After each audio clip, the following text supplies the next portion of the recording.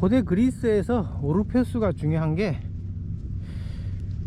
뭐 아까 얘기한 그 실체나 내세 개념 때문에도 중요하지만은 이 사람이 그리스 신화를 제일 먼저 얘기한 사람이에요. 저는 옛날에 신화 공부할 때 그리스 신화를 만들어낸 사람이 호메로스나 헤시오도스인 줄 알았는데 이번에 보니까 그게 아니더라고요. 이게 그게 아니라 오르페우스예요. 오르페우스가 그리스 신화를 집대성했다 그래요. 그래서 아테네 고라스라는 사람이 쓴 그 기독교도를 위한 탄원이라는 책을 보면 오르페우스는 그들 즉 신들의 이름을 최초로 창안하였으며 또 그들의 생성을 자세히 설명하고 각각의 신들이 행한 모든 일을 말했다. 그리고 사람들은 오르페우스가 가장 참되게 신에 대해 얘기한다고 믿었다. 호메로스도 여러가지 면에서 특히 신들에 관해서 오르페우스를 따랐다. 헤시오도스는 뭐 호메로스보다 뒷시대 사람으로 여겨지기 때문에 그대로 이제 호메로스를 따랐다고 볼 수가 있죠. 이걸 보면은 호메로스가 이제 한 뭐 기원전 8세기 사람으로 보니까 이게 오르페우스가 아까 얘기했듯이 뭐 트라키아에서 6세기에 내려온 디오니소스교의 그 사제라고 보는 거는 너무 뒷시대고 오르페우스보다 훨씬 호메로스보다 훨씬 이전 사람으로 봐야죠. 그리고 이제 오르페우스가 결정적으로 중요한 이유가 이 사람이 이제 영혼 윤회설을 주장했기 때문이에요. 여기서 이제 영혼하고 내세 개념이 이제 고대 그리스에서 처음 나타나요. 그래서 그 힐시베르거의 서양 철학사에 보면은 영혼은 하나의 다른 세계에서 온 것이며 죄를 짓고 죄를 짓게 되어 지금은 육체에 사로잡혀 있는데 마침내 육체와 이 육체의 감각에서 풀려나 다시 순수한 정신이 될 수 있을 때까지는 속죄와 편력의 생활을 하지 않으면 안 된다 라고 쓰여 있어요. 여기서 이제 그 영혼과 내세 개념이 이제 고대 그리스에서 처음 나타나는 거죠. 그리고 여기서 이제 나중에 기독교의 그 원죄 개념하고 내세, 대속 개념이 나타나는 게 아닐까. 그리고 그 그리스 신화에 보면은 티탄족이 이제 디오니소스를 삼키고 제우스가 이 티탄족을 번개로 태워 죽였을 때부터 인간의 혼은 신적인 삶에서 떨어져 나와 윤회의 삶을 살게 되었다고 이렇게 그리스 신화에 나타나요. 여기서 보면 이제 인간이 원래 신이었다는 게 나타나죠. 그리고 그 하데스에 가면은 망각의 샘이라는 게 있고 이 샘물을 마시면 혼이 모든 것을 망각해서 윤회한다 그래요. 그리고 또 그 반대로 이제 기억의 샘이 있는데 이게 이제 문의 모신의 샘이라는데 이 물을 마시면 혼이 과거의 신적인 삶에 대한 기억을 되찾아 자신의 기원을 알고 디오니소스와 동화한다고 이렇게 신화에 나타나요. 근데 또 신화의 다른 버전에 의하면 샘물이 아니라 이제 그 저승으로 가는 입구에 이제 레테 강이 있어 가지고 이 레테 강물을 마시면은 그 전생의 기억을 다 잊는다 그러죠. 그래서 히라버로 이제 진리를 뜻하는 말이 레테에다가 그 반대를 뜻하는 접두사 아를 붙여가지고 아레테가 이제 히라버로 진리라고 하죠. 이제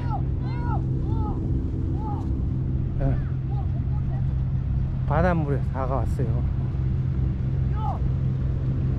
이제 물이 들어오기 시작하는 것 같은데, 지금 이제 12시 21분이에요 이제 12시부터 물이 들어오기 시작해요.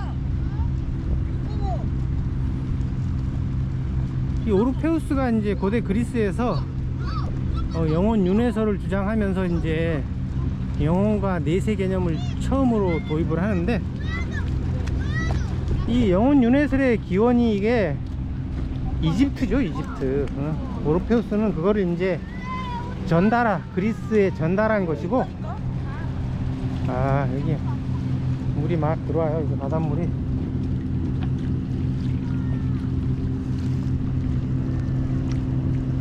그래서 이게 갯벌이 모래라 가지고 물이 그렇게 더럽진 않아요.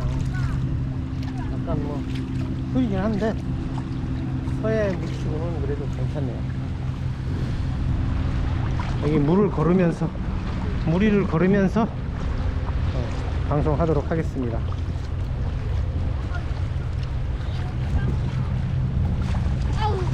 이 영혼과 내세 개념이 그 오르페우스 이전에는 그 고대 그리스인들한테는 이게 생소한 개념이에요.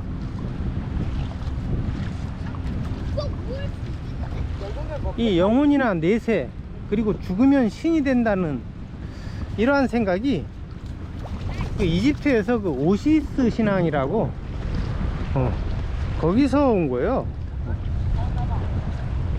그래서 그 헤로도투스의 그 역사책을 보면은 아이깁토스인은, 이게 이집트인이죠, 영혼불멸을 주장한 최초의 민족이기도 하다. 그들의 주장에 따르면 육신이 죽으면 영혼은 갓 태어난 다른 생물 속으로 들어가고 육지 짐승들과 바다 짐승들과 날짐승들을 두루 거친 뒤 다시 갓 태어난 어린아이의 몸속으로 들어가는데, 한 번 순환하는데 3000년이 걸린다는 것이다. 헬라스인들 중에도 혹은 옛날에 혹은 근래에 이 이론을 받아들여 자신의 이론인 양 내세우는 사람들이 있는데, 나는 그들의 이름을 알고 있지만 여기에 적지 않겠다. 그자들이 그들이 바로 그 오르페우스하고 피타고라스예요. 그래서 그 당시에 그 고대 그 이탈리아의 어떤 무덤에서 출토된 비문을 보면 거기에 이런 말이 쓰여 있어요. 그 무덤이니까 이제 죽은 자에 해당하는 사람이 하는 말이, 나는 정결한 곳에서 나왔습니다. 지하의 정결한 여왕 페르세포네를 가르쳐요. 이시여. 그러니까 이제 페르세포네가 대답하기를, 지복하니여, 축복받으니여, 그대는 가사자가 아니라 신이 되리라. 가사자는 그러니까 죽는 사람, 죽는 존재, 그러니까 인간을 얘기하는 거예요. 이 비문 내용을 보면은 이게 이집트 사자에서에 나오는 부문하고 거의 비슷해요, 내용이. 그래서 여기서도 이제 신이 된다는 말이, 이게 죽어서 신이 된다는 게 이게 이집트에서 온 개념이라는 걸 알 수 있죠. 이게 그리스가 아니라 이탈리아이긴 하지만은 그 당시에는 이탈리아도 그리스 식민지가 많았기 때문에 그리스 문화권이라고 봐야죠. 여기 막 바닷물 안에 앉아있는 사람들이 있네요.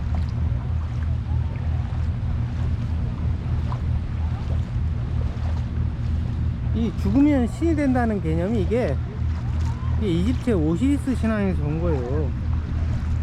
그러니까 오시리스가 그 아주 그 이집트 고대의 왕이었는데, 이때 이제 이집트는 황금 시대를 부화했다 그래요. 근데 이제 그 동생이 세트라고 있었는데, 이게 전에 우리 얘기할 때 영지주의 세트파가 그 모시는 그 세트죠. 이게 이제 전쟁의 신인데, 이 동생 세트가 오시리스한테 왕위를 뺏기 위해서 죽여가지고 14조각으로 찢어가지고 이집트 전국에 흩어버려요. 그걸 이제 오시리스의 아내가 이제 이시스 여신인데, 이제 지혜의 신, 마법의 신이죠. 그리고 사랑의 신이고, 이 이시스가 이제 오시리스의 시체 조각을 다 찾아내가지고 다시 껌에 붙여가지고 둘이 이제 교합을 해서 아들 호루스를 낳고, 그 호루스가 나중에 이제 세트한테 왕권을 회복한다는 그런 얘기죠. 이 오시리스 신화가 아주 유명한데, 여기서 이제 이집트 사람들은 처음에는 이제 그 파라오가 죽으면은 오시리스가 된다고 믿었어요. 그러니까 오시리스가 이게 저승의 신이에요. 그러니까 고대 그리스로 따지면 하데스죠, 하데스. 근데 이제 이게 고왕국 시대, 그러니까 기원전 2600년에서 2100년 사이가 고왕국인데, 이 시대에는 그러니까 파라오만 죽어서 오시리스가 된다고 믿었는데, 시대가 지나서 중왕국 시대가 되면 이거는 이제 기원전 2070년에서 1550년 사이인데, 이때는 일반인도 죽으면 오시리스 신이 된다고 믿었어요. 일반인도 뭐 아무나 되는 게 아니겠죠. 돈 좀 있어야지, 그리고 귀족이어야지, 경제적 형편이 돼야지 이제 무덤도 호화롭게 만들고, 거기에 맞게 이렇게 이집트 사자의 설을 써서 이제 무덤에 묻어야 돼요. 그러니까 그 정도 할 수 있는 사람은 부자들밖에 없죠. 그러니까 부자들에 국한된 얘기죠, 이게. 그래서 그 이집트 사자에서 1장에 보면은 이런 말이 쓰여 있어요. 오시리스 아니, 서기 오시리스 아니가 기도합니다. 오시리스, 영원한 왕 토트신이 나와 함께 하기를 기원합니다. 나는 태양선에 나란히 앉아있는 위대한 신입니다. 이렇게 써 있어요. 그러니까 아니가 이제 이 죽은 사람이에요. 이 사람이 그러니까 살아 있을 때 관리를 해가지고 서기직을 맡았나 봐요. 서기직이 꽤 높은 직책이었던 것 같아요. 이 사람 이름이 아니고, 이제 아니가 죽어서 오시리스가 된다는 이런 내용이죠.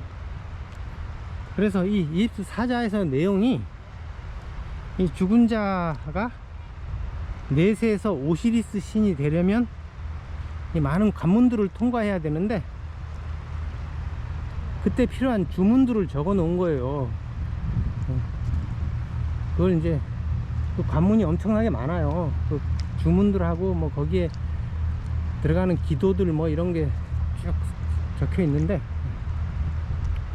거기에 보면 이제 이게 이 아까 말한 그 이탈리아에서 발견된 비문, 거기에 나타나는 그 죽은 자가 신이 된다는 내용, 오시리스가 된다는 내용이 그대로 있죠.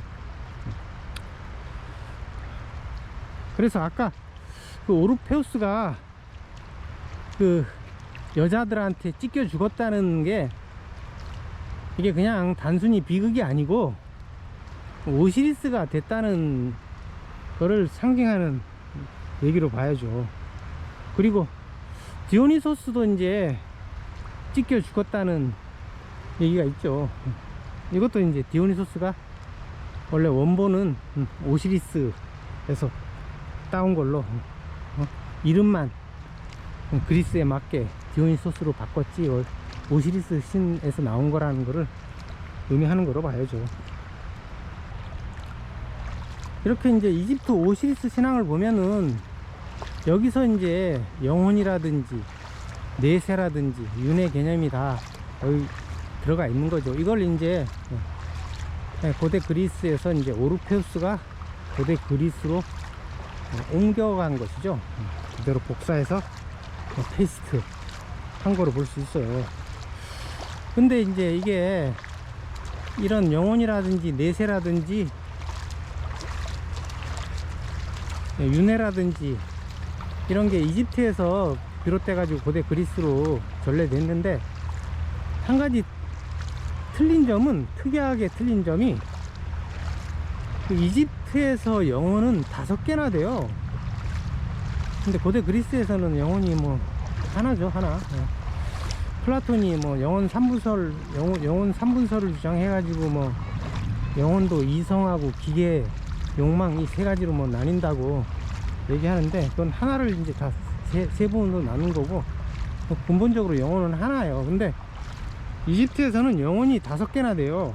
그래서 그거를 각각 카, 바, 아크, 슈크, 케트라고 하는데, 이걸 이제 상형 문자로 따로따로 나타내요. 그래서 카는 이렇게 두 팔을 들고 있는 모양, 팔만 이렇게 이 모양으로 상형 문자를 만들었는데,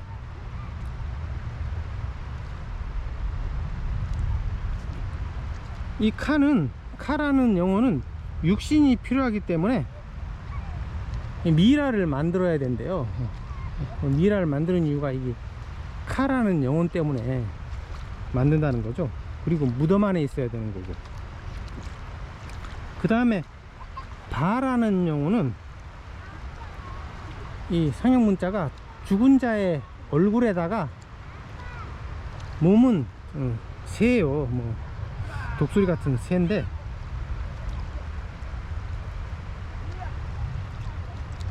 그 이집트 상형 문자 보면 이런 문자가 많이 나타나죠. 그 다음에 아크는 이제 외갈이에요. 외갈이. 상형 문자가 외갈이. 그래서 이게 의미하는 게 빗덩어리이고, 이 아크가 있어야지 사후에 신들과 함께 할 수 있다 그래요. 그 다음에 슈크는 그림자고, 케트는 에너지고, 이렇게 영혼이 5가지나 있다 그래요. 요게 이제 고대 그리스의 영혼은 한 가지인 거에 아주 독특하게 많이 다른 점이죠. 그리고 이 그리스의 신들도 다 이집트 신에서 거의 유래된 것이죠, 이게. 그 올림포스의 12신이, 이게 이집트에서도 그 신을 12명으로 이렇게 하는 그 형식이 있기 때문에 그걸 그대로 따온 것이고, 그래서 헤로도투스가 역사에 그리스의 12신들의 이름도 아이깁토스인들이 처음 사용했으며, 헬라스인들은 그 이름을 받아들였다고 한다, 이렇게 써놨어요. 그리고 또 거의 모든 신들의 이름이 아이깁토스에서 헬라스로 도입되었다. 앞에서 언급한 포세이돈과 디오스크로이 말고는, 그리고 헤라, 헤스티아, 테미스, 카리스 여신들과 네레우스의 딸들 말고는 다른 신들의 이름은 모두 옛날부터 아이깁토스 땅에 있어 왔기 때문이라고 헤로도투스는 쓰고 있어요. 그래서 이 올림포스의 신들의 이름이 이게 이집트에서 따온 건데, 그 이집트 신화에서 가장 오래된 게 이게 헬리오폴리스 신화예요. 이게 헬리오폴리스가 카이로 북동쪽에 있는 도시인데, 이 헬리오폴리스에서 이집트 신화가 최초로 나왔어요. 그 헬리오폴리스 신화에 의하면 최초의 무한한 대양 바다죠. 누에서 창조주 아톰, 이게 태양신인데, 이 아톰이 나와가지고 자기 손과 교합을 했다 그래요. 손과 교합. 뭔 얘기인지 알겠죠? 그래서 여기서 이제 슈하고 테프누트라는 신이 나왔는데, 슈는 바람의 신이고 테프누트는 그 아내인데 습기의 여신이에요. 이 슈와 테프누트가 또 갭과 누트라는 신을 만들어요. 갭은 이제 땅의 신이고, 누트는 하늘의 여신이에요. 이 둘이 이제 부부예요. 이 두 부부가 또 자식을 넷을 낳았는데 그게 이제 오시리스, 이시스, 세트, 네프티스.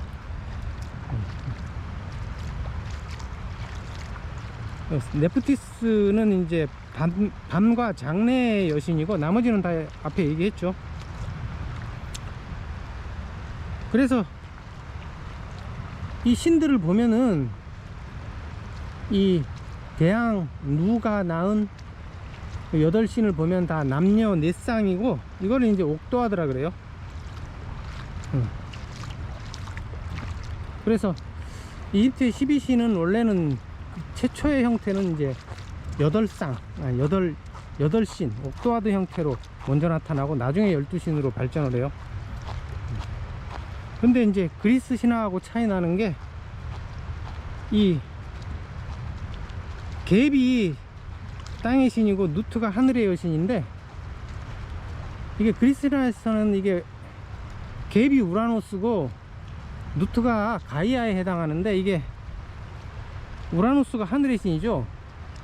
이게 하늘과 땅이 바뀌었죠. 이게 이제 다른 점이에요. 전통적으로 이집트에서는 땅을 남자로 보았다 그래요. 그래서 이게 뒤바뀐 거죠. 이 조지 하트라는 사람이 쓴 그 이집트 신화란 책이 있는데, 이 책에 보면은 체계가 잡힌 우주가 발달하기 이전에는 움직임이 없는 물로 찬 무한한 대항만이 어둠 속에 존재하였다. 이 태초의 대항을 이르러 누 또는 눈이라고 한다. 누의 본질은 창조 이전의 무존재를 상징하는 성스러운 코스의 모습으로 많은 성지에 나타난다. 그래서 여기서 이제 누가 이 고대 그리스로 넘으면 오케아노스, 대양이 되는 거죠. 같은 거죠. 이게 이름만 틀리지.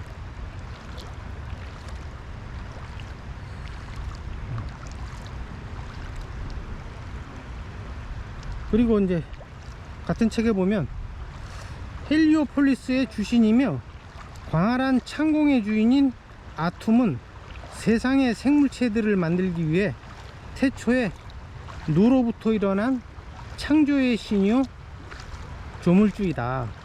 그는 스스로 생명체가 되었으며 나일강의 범람 이후에 다시 드러난 뚝과 섬을 상징하는 둔덕에 올랐다.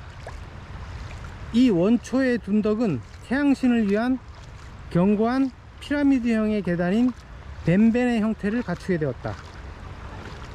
아툼이란 이름의 명칭에 내포된 의미는 총체성이다. 따라서 태양신으로서 그는 자연의 모든 요소와 힘의 본질이며 최고의 존재인 모나드였다 라고 쓰고 있어요. 여기서 아툼이 이제 여기서 그 원자 아톰이란 말이 나온 것 같아요. 이게 더 이상 나눌 수 없는 존재니까 하나밖에 없는 거고, 뭐 그런 의미로 이제 조물주, 창조주로 보는 거죠. 그리고 또 같은 책에서 내가 일으킨 후에야 모든 것이 생겨났다. 하늘도 없었고 땅도 없었다. 내 스스로 모든 것을 창조했다. 나의 주먹이 나의 배우자이다. 나는 나의 손과 교합하였다. 나는 슈와 테프누트를 뱉어냈다. 그리고 슈와 테프누트는 갭과 누트를 낳았다. 갭과 누트는 오시리스, 세트, 이시스와 네프티스를 낳았다. 마침내 그들이 이 땅에 거주자들을 만들어냈다. 이렇게 쓰여 있어요. 그래서 헤로도투스의 역사를 보면은 그 이집트의 신들이 그리스의 신들 이름으로 바꿔서 이렇게 쓰고 있어요. 그리고 플루타르코스의 영웅전에도 보면은 오시리스 신화를 그리스 신들의 이름으로 바꿔가지고 이렇게 묘사하고 있어요. 그래서 여기서 보면 이집트의 신들이 그리스의 신들하고 거의 1대1 대응이 되는데, 여기서 이제 그 땅의 신 갭이 그 하늘의 신 크로노스고, 누트는 레아고, 토트는 헤르메스고, 호루스는 아폴론이고, 세트는 티폰. 티폰은 그 괴물이죠. 원래 델포의 아폴론 신전이 티폰 신전이었는데, 이제 아폴론이 티폰, 괴물 티폰을 죽이고 이제 그게 이제 아폴론 신전으로 바뀌었다 그러죠.